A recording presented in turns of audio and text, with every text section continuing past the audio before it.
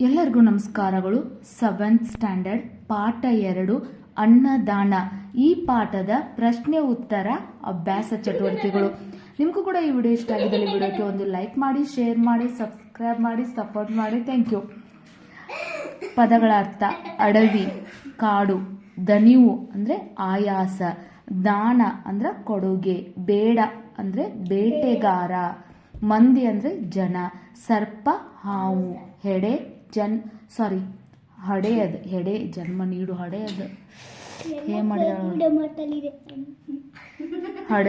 ಜನ್ಮ ನೀಡು. ಹುತ್ತು ಹಾವಿನ ವಾಸಸ್ಥಾನ. ಕೈಲಾಸ ಶಿವನ ವಾಸಸ್ಥಾನ. ದರ್ಬಾರು ಅಧಿಕಾರ, ನಡುವಿಕೆ. ಧಾರೆ ಒಂದೇ ಸಮನೆ ನೀರು ಸುರಿಯುವಿಕೆ. ಧಾರೆ. ಭಿಕ್ಷೆ ಬೇಡುವುದು. ವರ ಮದುವೆಯಾಗುವ ಗಂಡು. ಸೀದಾ ನೇರವಾಗಿ. ಹಳಹಳಿಸು ದುಃಖಿತನಾಗು. ಒಂದು ವಾಕ್ಯದಲ್ಲಿ ಉತ್ತರಿಸಿರಿ. ತಾಯಿಯ ಅನ್ನದಾನವನ್ನು ಕಂಡು ಮಗನಿಗೆ ಯಾವ ಯೋಚನೆ ಬಂದಿತ್ತು? ತಾಯಿ ಹೀಗೇಕೆ ಅನ್ನದಾನವನ್ನು ಮಾಡುತ್ತಿರುವಳು ಎಂಬ ಯೋಚನೆ ಮಗನಿಗೆ ಬಂದಿತ್ತು. ತಾಯಿಯ ಅನ್ನದಾನದ ಬಗ್ಗೆ ಮಗನಿಗೆ ಏನೆಂದು ಹೇಳಿದಳು? ತಾಯಿಯು ಅನ್ನದಾನದ ಬಗ್ಗೆ ದಾನಗಳಲ್ಲಿ ಅನ್ನದಾನವೇ ಹೆಚ್ಚಿನದು. ಬಡತನ, ಶ್ರೀಮಂತಿಕೆ ಕೊನೆತನಕ ಇರುವುದಿಲ್ಲ, ಆದರೆ ಅನ್ನದಾನದ ಪುಣ್ಯ ಕೊನೆತನಕ ಇರುವಂತಹದ್ದು ಎಂದು ಹೇಳಿದಳು. ತಾಯಿ ಮಗನನ್ನು ಶಿವನ ಬಳಿ ಏಕೆ ಕಳುಹಿಸಿದಳು? ತಾಯಿ ಮಗನನ್ನು ಶಿವನ ಬಳಿ ಅನ್ನದಾನದ ಮಹತ್ವ ತಿಳಿಯಲು ಕಳುಹಿಸಿದಳು. ಹುಡುಗನು ನೇಪಾಳ ದೇಶಕ್ಕೆ ಏಕೆ ಹೋದನು? ಹುಡುಗನು ನೇಪಾಳ ದೇಶಕ್ಕೆ ಶಿವನು ನೀಡಿದ ಪ್ರಸಾದ ನೀಡಿ ತನ್ನ ಪ್ರಶ್ನೆಗೆ ಉತ್ತರ ಪಡೆಯಲು ಹೋದನು. ಬೇಡನ ಹೆಂಡತಿ ಹಂದಿಯಾಗಿ ಹುಟ್ಟಿದ್ದು ಏಕೆ? ಬೇಡನ ಹೆಂಡತಿ ಹುಡುಗನಿಗೆ ಆಹಾರ ಕೊಡಲು ಒಪ್ಪದ ಕಾರಣ ಹಂದಿಯಾಗಿ ಹುಟ್ಟಿದಳು. ತಾಯಿಯೊಬ್ಬಳು ಅನ್ನದಾನ ಮಾಡುತ್ತಾ ಮಗನೊಂದಿಗೆ ಹೇಗೆ ಜೀವಿಸುತ್ತಿದ್ದಳು? ತಾಯಿ ಅವರಿವರ ಮನೆಯ ಕಸ ಮುಸ್ರೆ ತೊಳೆದು ತಂದುದರಲ್ಲೇ ಮನೆಗೆ ಬಂದವರಿಗೆ ದಾನ ಮಾಡಿ ಉಳಿದುದನ್ನು ಇಬ್ಬರು ತಿನ್ನುತ್ತಿದ್ದರು. ಒಂದು ದಿನ ಬಹಳ ಮಂದಿ ಭಿಕ್ಷೆಗೆ ಬಂದರೆ ಮಗನಿಗಿಷ್ಟು ಇಟ್ಟು ತನ್ನ ಪಾಲಿನ ಅನ್ನವನ್ನು ದಾನ ಮಾಡುತ್ತಿದ್ದಳು. ಈ ರೀತಿಯಾಗಿ ತಾಯಿ ಜೀವಿಸುತ್ತಿದ್ದಳು. ಮಗನು ತಾಯಿಯ ಅನ್ನದಾನವನ್ನು ಕಂಡು ಏನೆಂದು ಕೇಳಿದನು? ತಾಯಿ, ಇದೇಕೆ ಹೀಗೆ ಅನ್ನದಾನ ಮಾಡುತ್ತಿ? ಒಂದೊಂದು ದಿನ ನೀನೇ ಉಪವಾಸವಿದ್ದು ಬೇರೆಯವರಿಗೆ ಅನ್ನದಾನ ಮಾಡುತ್ತಿ. ಅನ್ನದಾನವೊಂದು ಬಿಟ್ಟಿದ್ದರೆ ನಾವು ಎಷ್ಟೊಂದು ಶ್ರೀಮಂತರಾಗುತ್ತಿದ್ದೆವು. ಅದೇನು ಅನ್ನದಾನದ ಮಹತ್ವ ಹೇಳು ಎಂದ. ಬೇಡನು ಹುಡುಗನಿಗೆ ಏನೆಂದು ಹೇಳಿ ತನ್ನ ಗುಡಿಸಲಿಗೆ ಕರೆದುಕೊಂಡು ಹೋದನು. ಏ ಹುಡುಗ, ಸಂಜೆ ಸಮಯದಲ್ಲಿ ಹೀಗೆ ಕಾಡಿನಲ್ಲಿ ಅಡ್ಡಾಡಿದರೆ ಏನು ಗತಿಯಾದಿತ್ತು? ಇದು ಹುಲಿ ಸಿಂಹಗಳಿರುವ ವಾಸಸ್ಥಳ. ಇಂದು ರಾತ್ರಿ ನಮ್ಮ ಗುಡಿಸಲಲ್ಲಿದ್ದು ನಾಳೆ ಓದಿಯಂತೆ ಬಾ ಎಂದು ಹೇಳಿ ಕರೆದುಕೊಂಡು ಹೋದನು. ಇನ್ನು ಬೇಡನು ಹುಡುಗನನ್ನು ಯಾವ ರೀತಿ ಉಪಚರಿಸಿದನು? ಬೇಡ ತನ್ನ ಪಾಲಿನ ಹಣ್ಣು ಹಾಲು ಕೊಟ್ಟು, ಹುಡುಗ ದನದಿದ್ದೀಯಪ್ಪ ಮಲಗು ಅಂದು ಕರುಣೆಯಿಂದ ಹುಡುಗನನ್ನು ಉಪಚರಿಸಿ ಮತ್ತು ಹಾಸಿಗೆ ಹಾಸಿ ಮಲಗಿಸಿದ. ಸರ್ಪ ಯಾವ ಕಷ್ಟದಲ್ಲಿ ಸಿಲುಕಿತ್ತು? ಆ ಕಷ್ಟದಿಂದ ಅದು ಹೇಗೆ ಪಾರಾಯಿತು? ಸರ್ಪವು ಹುತ್ತಿನಲ್ಲಿ ಅರ್ಧ ಹೊರಗೂ ಅರ್ಧ ಒಳಗೂ ಸಿಕ್ಕಿಕೊಂಡು ಒದ್ದಾಡುತ್ತಿತ್ತು. ಆ ಕಷ್ಟದಿಂದ ಪಾರಾಗಲು ಅದು ತನ್ನ ನೆತ್ತಿಯಲ್ಲಿದ್ದ ರತ್ನವನ್ನು ಆ ಹುಡುಗನಿಗೆ ದಾನ ಮಾಡಿ ಕಷ್ಟದಿಂದ ಪಾರಾಯಿತು. ಶಿವನು ಹುಡುಗನಿಗೆ ಏನೆಂದು ಹೇಳಿ ಕಳುಹಿಸಿದನು? ನೋಡು ಮಗು, ನೇಪಾಳ ದೇಶದ ರಾಜನ ಹೆಂಡತಿ ಗರ್ಭವತಿಯಾಗಿದ್ದಾಳೆ. ನೀನು ಹೋಗಿ ನಾನು ಕೊಟ್ಟ ಪ್ರಸಾದ ಕೊಡು. ಹಡೆಯುತ್ತಾಳೆ. ಹುಟ್ಟಿದ ಆ ಕೂಸನ್ನು ಕೇಳಿದರೆ ಅದು ನಿನಗೆ ಅನ್ನದಾನದ ಪುಣ್ಯ ಎನ್ನುವುದನ್ನು ಹೇಳುತ್ತದೆ ಎಂದು ಶಿವನು ಹುಡುಗನಿಗೆ ಹೇಳಿ ಕಳುಹಿಸಿದನು. ಬೇಡ ಮತ್ತು ಆತನ ಹೆಂಡತಿ ಹುಲಿಯ ಬಾಯಿಗೆ ಹೇಗೆ ತುತ್ತಾದರು? ಬೇಡ ತನ್ನ ಪಾಲಿನ ಹಣ್ಣು ಹಾಲು ಕೊಟ್ಟು, ಹುಡುಗ ದನದಿದ್ದೀಯಪ್ಪ ಮಲಗು ಅಂದು ಕರುಣೆಯಿಂದ ಹುಡುಗನನ್ನು ಉಪಚರಿಸಿದ. ಹಾಸಿಗೆ ಹಾಸಿ ಮಲಗಿಸಿದ. ತನಗೆ ಮಲಗಲು ಸ್ಥಳ ಇರದಿದ್ದರಿಂದ ಬಾಗಿಲು ಹೊರಗೆ ಕಾಲು ಚಾಚಿ ಒಳಗೆ ತಲೆಯಿಟ್ಟು ಬಾಗಿಲು ತೆರೆದೇ ಮಲಗಿದ. ಆದರೆ ರಾತ್ರಿ ಹುಲಿ ಬಂದು ಹೊರಗರ್ಧ ಒಳಗರ್ಧ ಮಲಗಿದ ಬೇಡನನ್ನು ಕೊಂದು ತಿಂದು ಹಾಕಿತ್ತು. ರಕ್ತದ ರುಚಿ ಹತ್ತಿ ಒಳಗೆ ಹೋಗಿ ಅವನ ಹೆಂಡತಿಯನ್ನು ತಿಂದು ಹಾಕಿತ್ತು. ಹೊಟ್ಟೆ ತುಂಬಿದ ಹುಲಿ ಆ ಹುಡುಗನನ್ನು ನೋಡದೇ ಹಾಗೆ ಹೋಯಿತು. ಹುಡುಗನು ಶಿವನ ಬಳಿ ಕೇಳಿದ ಪ್ರಶ್ನೆಗಳ್ಯಾವುವು? ಅದಕ್ಕೆ ಶಿವನು ನೀಡಿದ ಉತ್ತರಗಳೇನು?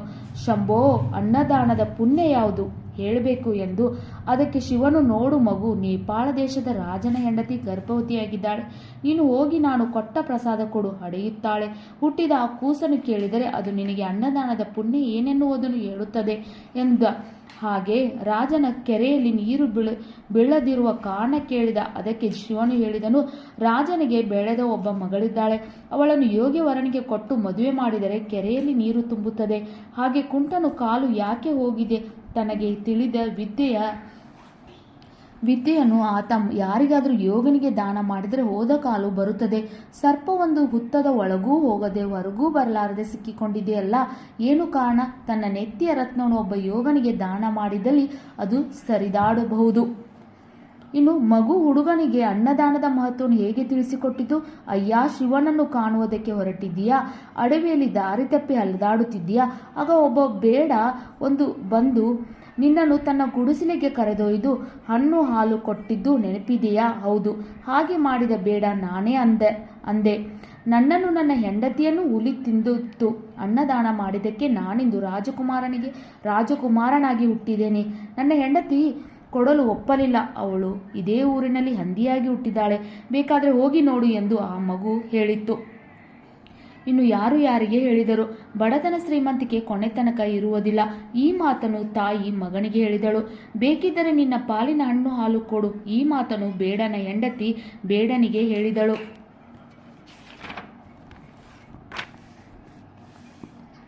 ನಿನಗಿಂತ ಯೋಗ್ಯವರ ಇನ್ಯಾರಿದ್ದಾರೆ? ಬಾ. ಈ ಮಾತನ್ನು ರಾಜ ಹುಡುಗನಿಗೆ ಹೇಳಿದನು. ಅಲ್ಲಿಗೆ ಪ್ಲಸ್ ಒಬ್ಬ, ಅಲ್ಲಿಗೊಬ್ಬ. ಆಗಲಿ ಪ್ಲಸ್ ಎಂದ, ಆಗಲೆಂದ. ಸರ್ಪ ಪ್ಲಸ್ ಇತ್ತು, ಸರ್ಪವಿತ್ತು. ಕೆರೆ ಪ್ಲಸ್ ಅಲ್ಲಿ, ಕೆರೆಯಲ್ಲಿ. ಶ್ರೀಮಂತ ಬಡವ, ಬೆಳಕು ಕತ್ತಲು, ಕರುಣೆ ನಿಷ್ಕರುಣೆ, ಅನ್ಯಾಯ ನ್ಯಾಯ, ಹೊರಗೆ ಒಳಗೆ, ಯೋಗ ಅಯೋಗ, ವಿದ್ಯೆ ಅವಿದ್ಯೆ, ಸುಖ ದುಃಖ. ಇನ್ನು ಸ್ವಂತ ವಾಕ್ಯ ರಚಿಸಿರಿ. ಅನ್ನದಾನ, ನಾವು ಹಸಿದವರಿಗೆ ಅನ್ನದಾನ ಮಾಡಬೇಕು. ಪುಣ್ಯ, ನಾವು ಪುಣ್ಯ ಬರುವ ಕೆಲಸ ಮಾಡಬೇಕು. ಪ್ರಸಾದ, ನಾನು ದೇವರ ಪ್ರಸಾದವನ್ನು ಸ್ವೀಕರಿಸಿದೆ. ಕೈಲಾಸ, ಹುಡುಗ ಶಿವನನ್ನು ನೋಡಲು ಕೈಲಾಸ ಪರ್ವತಕ್ಕೆ ಹೋದನು. ದಣಿವು, ಬಹಳ ದೂರ ನಡೆದುದರಿಂದ ನನಗೆ ದಣಿವಾಯಿತು. ಸೂಚನೆಗಳ ಅನುಸಾರ ವಾಕ್ಯ ಪುನರಚಿಸಿ. ತನಗೆ ತಿಳಿದ ವಿದ್ಯೆಯನ್ನು ಯೋಗನಿಗೆ ದಾನ ಮಾಡಿದರೆ ಹೋದ ಕಾಲ ಬರುತ್ತದೆ. ಭೂತಕಾಲದಲ್ಲಿ ಬರೆಯಿರಿ. ತನಗೆ ತಿಳಿದ ವಿದ್ಯೆಯನ್ನು ಯೋಗನಿಗೆ ದಾನ ಮಾಡಿದರಿಂದ ಹೋದ ಕಾಲು ಮತ್ತೆ ಬಂದಿದೆ. ಇದು ಭೂತಕಾಲದಲ್ಲಿ ಬರೆದಿದೆ ಉತ್ತರ. ಅಂದರೆ ಭೂತಕಾಲ, ಭವಿಷ್ಯತ್ ಕಾಲ, ವರ್ತಮಾನ ಕಾಲ. ಕಾಲಗಳಲ್ಲಿ 3 ಪ್ರಕಾರ. ಭೂತಕಾಲ ಅಂದರೆ ಹಿಂದೆ ಆಗಿದ್ದು, ಭವಿಷ್ಯತ್ ಕಾಲ ಅಂದರೆ ಮುಂದೆ ಆಗೋದು, ವರ್ತಮಾನ ಕಾಲ ಅಂದರೆ ಈಗ ನಡೆಯುವುದು. ಈಗ ಹುಡುಗನನ್ನು ನೋಡಿ ಬೇಡನಿಗೆ ಕರುಣೆ ಬಂತು. ಬಹುವಚನದಲ್ಲಿ ಬರೆಯಿರಿ. ಹುಡುಗನನ್ನು ನೋಡಿ ಬೇಡನಿಗೆ ಕರುಣೆ, ಹುಡುಗನನ್ನು ನೋಡಿ ಬೇಡನಿಗೆ ಕರುಣೆ ಬಂತು. ಬಹುವಚನದಲ್ಲಿ ಬೇಡನಿಗೆ ಅಲ್ಲ, ಬೇಡರಿಗೆ. ಬಹುವಚನದಲ್ಲಿ ಬೇಡರಿಗೆ, ಇದು ನೀಗೆಲ್ಲ ರೀಗೆ, ಬೇಡರಿಗೆ ರೀ ಬರಿಬೇಕಿಲ್ಲ. ಆಮೇಲೆ ಬೇಡರಿಗೆ ಕರುಣೆ ಬಂತು. ಖರ್ಚು ಮಾಡಿ ಕೋಟಿ ಒಂದು ಹಣ ಕೆರೆ ಕಟ್ಟಿಸಿದೆ. ವಾಕ್ಯವನ್ನು ಸರಿಪಡಿಸಿ ಬರೆಯಿರಿ. ಅಂದರೆ ಕೋಟಿ ಹಣ ಖರ್ಚು ಮಾಡಿ ಒಂದು ಕೆರೆ ಕಟ್ಟಿಸಿದೆ. ಹುಡುಗ ಎಲ್ಲಿ ಹೊರಟಿರುವೆ? ಸೂಕ್ತ ಲೇಖನ ಚಿಹ್ನೆಗಳು ಬಡಿಸಿ ಬರೀರಿ. ಅಂದರೆ ಹುಡುಗ ಎಲ್ಲಿ ಹೊರಟಿರುವೆ, ಇದೊಂದು ಕ್ವಶನ್ ಮಾರ್ಕ್, ಆದ್ದರಿಂದ ಪ್ರಶ್ನಾರ್ಥಕ ಚಿಹ್ನೆಯಾಗಿ ಬರೆದಿದೆ. ನಿಮಗೂ ಕೂಡ ಈ ಪಾಠದ ಪ್ರಶ್ನೆ ಉತ್ತರ ಅಭ್ಯಾಸ ಚಟುವಟಿಕೆಗಳು ಇಷ್ಟ ಆಗಿದೆ, ವಿಡಿಯೋಕ್ಕೆ ಲೈಕ್ ಮಾಡಿ, ಶೇರ್ ಮಾಡಿ, ಸಬ್ಸ್ಕ್ರೈಬ್ ಮಾಡಿ, ಸಪೋರ್ಟ್ ಮಾಡಿ. ಇದು ನನ್ನ ಸ್ಟೂಡೆಂಟ್ ಬರೆದಿರುವಂಥ ನೋಟ್ಸ್ ಆಗಿದೆ. ಏನಾದರೂ ತಪ್ಪಿದಲ್ಲಿ ನೀವು ಸರಿಪಡಿಸಿಕೊಂಡು ಬರೆಯಿರಿ. Thank you.